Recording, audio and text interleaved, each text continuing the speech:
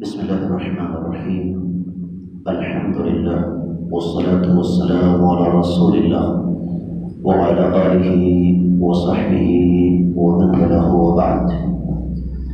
اللہ رب العزت کی توفیق سے آج رمضان 1441 ہجری کا پہلا دن ہے اور ہم معمول کے مطابق روزانہ کی بنیاد پر قرآن مجید کے ایک پارے کا خلاصہ بیان کریں گے۔ سب سے پہلے سورۃ الفاتحہ، یہ بات ذہن میں رکھیے گا کہ سورۃ الفاتحہ قرآن مجید کی وہ سب سے پہلی سورہ مبارکہ ہے جو مکمل نازل ہوئی۔ سب سے پہلی وہی اقرأ بسم ربک الذی خلق تھی، لیکن اس کے کچھ الفاظ تھے، کچھ آیات تھیں، لیکن مکمل جو صورت سب سے پہلے نازل ہوئی وہ سورۃ الفاتحہ ہے، اور یہ مکہ میں نازل ہوئی تھی اور اس وقت نازل ہوئی تھی جب اللہ کے نبی صلی اللہ علیہ وسلم خفیہ انداز سے دعوت پیش کر رہے تھے۔ سنن ترمذی میں حدیث مبارکہ ہے، نبی کریم صلی اللہ علیہ وسلم نے ارشاد فرمایا، اس ذات کی قسم ہے جس کے قبضے میں میری جان ہے، اس سورہ مبارکہ جیسی صورت نہ تورات میں ہے، نہ انجیل میں، نہ زبور میں، اور نہ ہی اللہ کے قرآن میں کوئی اور صورت اس جیسی ہے۔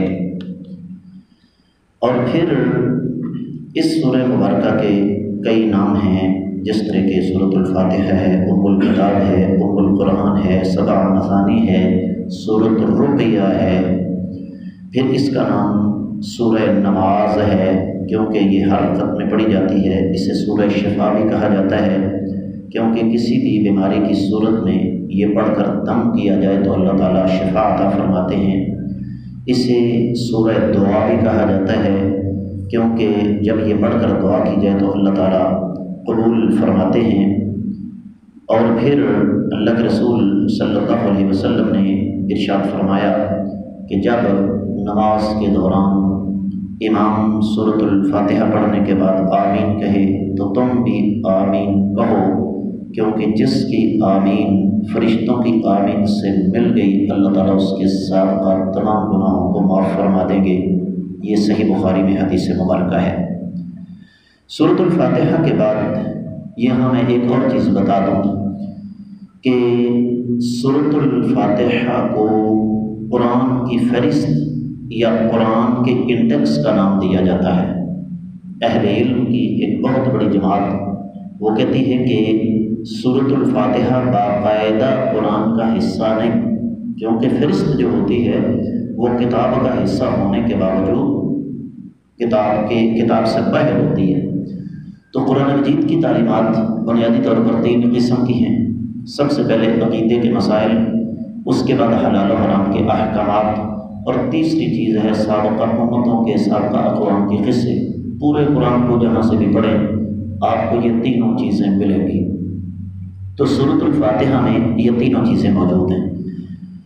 اس کے بعد یہ بھی ذہن میں رکھیے گا کہ اللہ رب العزت نے اس کے بعد ہمیں جو ترتیب عطا فرمائی وہ سورۃ البقرہ ہے، اور سورۃ البقرہ اس کے بارے میں آقا علیہ الصلوۃ والسلام کی حدیث صحیح مسلم میں ہے، آپ نے فرمایا جس گھر میں سورۃ البقرہ کی تلاوت کی جائے اس گھر سے شیطان جو ہے وہ بھاگ جاتا ہے۔ اور یہ سورہ مبارکہ سورۃ البقرہ ہجرت کے فوراً بعد اس کے نزول کا سلسلہ مدینہ میں شروع ہوا، اور یہ سورہ مبارکہ 3 پاروں میں ہے۔ پہلا پارہ مکمل، دوسرا پارہ مکمل، اور تیسرے پارے کا تقریباً یوں سمجھ لیجیے کہ 3/4 حصہ اس پر مشتمل ہے۔ اور پہلے پارے میں یہ سورہ مبارکہ جب شروع ہوتی ہے تو اس کو اہل علم نے 3 حصوں میں تقسیم کیا ہے۔ پہلا حصہ ہے الف لام میم سے لے کر 29ویں آیت مبارکہ تک، دوسرا حصہ ہے 30ویں آیت مبارکہ سے 124ویں تک، اور تیسرا ہے 125ویں آیت مبارکہ سے لے کر پارے کے مکمل ہونے تک۔ تو سب سے ابتدا میں اللہ رب العزت نے انسانیت کی ایک افاقی تقسیم ہمارے سامنے رکھی ہے۔ انسان اللہ کی زمین پر جو بھی بستے ہیں وہ 3 قسم کے ہیں: ایمان والے، کفار اور منافقین۔ 5 آیات مبارکات میں اللہ تعالیٰ نے ایمان والوں کا تذکرہ کیا، ان کی صفات بیان فرمائی۔ اس کے بعد 2 آیات مبارکات میں کافروں کا تذکرہ کیا، ان کا انجام رب کائنات نے بیان فرمایا۔ اور اس کے بعد اگلی 13 آیات مبارکات میں اللہ نے منافقین کا تذکرہ کیا۔ یہاں میں ایک چیز سمجھا دوں کہ منافقت 2 قسم کی ہے۔ ایک ہے عملی منافقت، نبی علیہ السلام کی حدیث ہے منافق کی 4 نشانیاں ہیں: بات کرے تو جھوٹ بولے، وعدہ کرے تو اس کی مخالفت کرے، امانت سونپی جائے تو خیانت کرے، جب لڑائی جھگڑے کی نوبت آ جائے تو گالیاں بکے۔ یہ عملی منافق ہے۔ لیکن سب سے خطرناک اعتقادی منافق ہوتا ہے۔ اور اعتقادی منافق کسے کہتے ہیں؟ وہ جس کے دل میں اسلام کی نفرت اور کافروں کی محبت ہو، اور زبان سے وہ اسلام سے محبت اور کافروں کے خلاف نفرت کا اظہار کرے۔ اور اس کی سب سے بڑی مثال آپ کو اپنے قریب مل جائے گی، زیادہ تر سیاستدان یہ اعتقادی منافق ہیں۔ اندر کھاتے یہ کافروں کا کلمہ پڑھتے ہیں، اندر کھاتے یہ ان کے ساتھ محبت کرتے ہیں، اور اندر کھاتے یہ اسلام کی جڑیں کاٹتے ہیں۔ آپ قرآن مجید کی 8ویں آیت مبارکہ سورۃ البقرہ سے لے کر اور جو دوسرا رکوع مکمل ہوتا ہے وہاں تک آپ توجہ کے ساتھ پڑھیں تو آپ کو یوں پتہ چلے گا کہ جیسے اللہ تعالیٰ نے یہ آیات مبارکات ان بدبختوں کے بارے میں نازل فرمائی۔ پھر اللہ تعالیٰ نے منافقین کا انجام بھی واضح کیا سورۃ النساء کی 145ویں آیت مبارکہ میں کہ یہ جہنم کے سب سے نچلے گڑھے میں ہوں گے۔ اس کے بعد اللہ تعالیٰ نے ساری انسانیت کو مخاطب کر کے عبادت کا حکم دیا کہ اے لوگو اللہ تعالیٰ کی عبادت کرو۔ اس کے بعد 23ویں آیت مبارکہ میں اللہ رب العزت نے قرآن مجید کی عظمت کو بیان کیا اور عقلی طور پر ایک دلیل رکھی کہ اگر یہ قرآن کسی انسان کا بنایا ہوا ہے تو اس جیسی کوئی ایک صورت لے کر آؤ، اور پھر چیلنج کر دیا کہ اگر تم اس جیسی صورت نہیں لا سکتے اور یقیناً نہیں لا سکو گے تو تمہارے بچاؤ کا ایک ہی راستہ ہے کہ پھر اللہ تعالیٰ کی بڑھائی ہوئی جہنم سے بچ جاؤ۔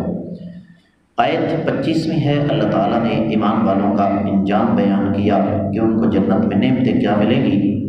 پھر 26ویں اور 27ویں آیت مبارکہ میں اللہ رب العزت نے مسلمانوں اور کافروں کے رویے کا تذکرہ کیا کہ یہ قرآن مجید کے ساتھ ان کا سلوک کیا ہے۔ وہ ایک الگ مسئلہ ہے کہ آج کے بہت سارے مسلمان بھی قرآن کے ساتھ وہی رویہ رکھے ہوئے ہیں۔ اللہ رب العزت نے اس کے بعد 28ویں آیت مبارکہ میں اپنے وجود کی عقلی دلیل دی کہ تم مردہ تھے، اللہ نے تمہیں زندہ کیا، پھر اللہ تعالیٰ تمہیں ماریں گے، پھر تمہیں زندہ کریں گے، پھر تم اللہ کی طرف لوٹائے جاؤ گے۔ یہ کام اللہ کے سوا کوئی نہیں کر سکتا۔ پھر اللہ تعالیٰ نے 29ویں آیت مبارکہ میں انسان کو پیدا کرنے کا مقصد بیان فرما دیا۔ اس کے بعد تذکرہ شروع ہوتا ہے آدم علیہ السلام کا معروف قصہ کہ کس انداز سے اللہ تعالیٰ نے آدم علیہ السلام کو پیدا فرمایا، فرشتوں کو حکم دیا سجدہ کرو، شیطان نے سجدہ نہیں کیا، اور پھر الٹا آدم علیہ السلام کو بہلایا پھسلایا گمراہ کیا، اور پھر بالآخر جنت سے نکلوا دیا۔ آدم علیہ السلام نے اللہ سے ہی کلمات سیکھے، ربنا ظلمنا انفسنا وان لم تغفر لنا وترحمنا لنکونن من الخاسرین۔ اللہ نے توبہ قبول کر لی، لیکن اللہ کا سسٹم، اللہ کا نظام یہی تھا کہ آدم علیہ السلام زمین پر رہیں، جنت سے نکال کر زمین پر پھینک دیا۔ پھر اللہ رب العزت نے ایک ایسی قوم کا تذکرہ کیا ہے پوری تفصیل کے ساتھ، بڑی تفصیل ہے بنی اسرائیل کی۔ یہ اپنے وقت کی ممتاز قوم تھی، اسے خلافت بھی ملی، رب کائنات نے اس کو بڑی عظمتوں سے نوازا، من و سلوہ آسمان سے اترتا تھا ان کے لیے، فرعون پر اللہ تعالیٰ نے ان کو غلبہ عطا فرمایا، رب کائنات نے ان کی قدم قدم پر مدد کی۔ لیکن اس بدبخت قوم نے بجائے اس کے کہ موسیٰ علیہ السلام پر ایمان لاتے، انہوں نے ہر قدم پر مخالفت کی۔ اور اس کے نتیجے میں پھر رب کائنات نے ان کو بندر بھی بنا دیا اور بھی بڑی سزائیں دیں۔ تو یہ موسیٰ علیہ السلام کی قوم کا تذکرہ، قوم یہود بنی اسرائیل، ان کا بڑی تفصیل کے ساتھ تذکرہ کیا گیا ہے۔ کبھی یہ کہتے تھے ہم تو جہنم میں جا ہی نہیں سکتے، کبھی کہنے لگے ہم تو اللہ تعالیٰ کے بیٹے ہیں، اللہ کے محبوب ہیں، اللہ کے پیارے ہیں، ہمیں تو جہنم کی آگ چھو ہی نہیں سکتی۔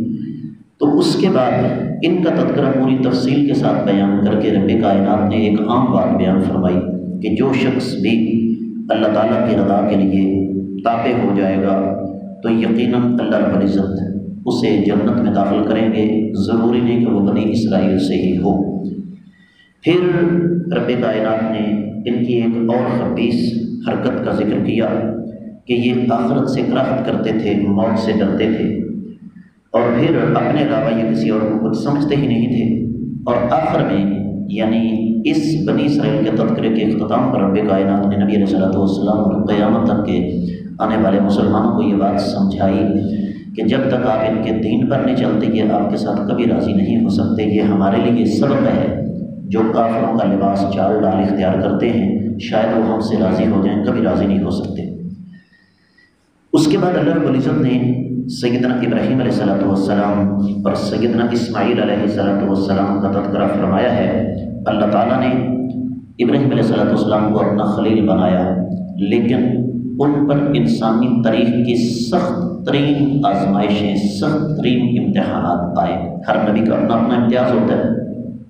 جس طرح کہ یوسف علیہ السلام کا امتیاز تھا، عیسیٰ علیہ السلام کا امتیاز تھا، نوح علیہ السلام کی ایک انفرادیت تھی، تو آزمائشوں کے اعتبار سے جس نبی کو سب سے زیادہ مشکلات سے گزرنا پڑا وہ سیدنا ابراہیم علیہ السلام ہیں۔ لیکن اللہ رب العزت نے انہیں اعزازات بھی بڑے بخشے، بیٹا عطا فرمایا جو ذبیح اللہ کے نام سے معروف ہوئے۔ پھر ابراہیم علیہ السلام کو اللہ تعالیٰ نے بیت اللہ کی تعمیر کرنے کی سعادت بخشی، یہ بھی قسمت والوں کی بات ہے۔ پھر اللہ تعالیٰ نے ابراہیم علیہ السلام کی دعا کو قبول کرتے ہوئے کائنات کے امام محمد رسول اللہ صلی اللہ علیہ وسلم کو ان کی نسل سے پیدا فرمایا۔ نبی علیہ السلام خود فرمایا کرتے تھے میں اپنے باپ ابراہیم علیہ السلام کی دعا ہوں۔ اور پھر اسی طریقے سے اللہ تعالیٰ نے یہیں پہ 132ویں اور 33ویں آیت مبارکہ میں یہ بتایا کہ سابقہ انبیاء اپنے بچوں کو وصیت کیا کرتے تھے، یعنی کہ کاروبار، بزنس، تجارت، پراپرٹی بڑھانا نہیں، سب سے پہلی وصیت یہ کرتے تھے کہ اللہ کے ساتھ کسی کو شریک نہیں بنانا۔ بات آگے بڑھتی ہے، اللہ رب العزت نے عربوں کو جھنجھوڑا کہ تم فخر کرتے ہو کہ ہم ابراہیم علیہ السلام اور اسماعیل علیہ السلام کی اولاد ہیں، لہذا جنت ہمارے نام لگ چکی ہے۔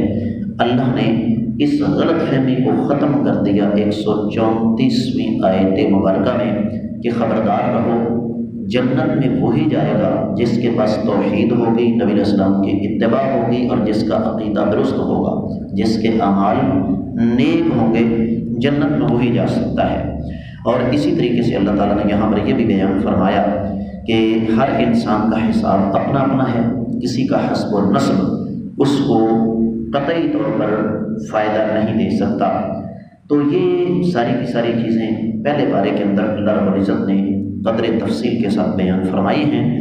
ضروری ہے کہ رمضان کی مقدس ساعتوں میں ہم ترجمے والا قرآن مجید پکڑیں اور ان باتوں کو ذہن میں رکھتے ہوئے پہلے بارے کا ترجمہ پڑھیں۔ اللہ تعالیٰ ہمیں عمل کرنے کی توفیق عطا فرمائے۔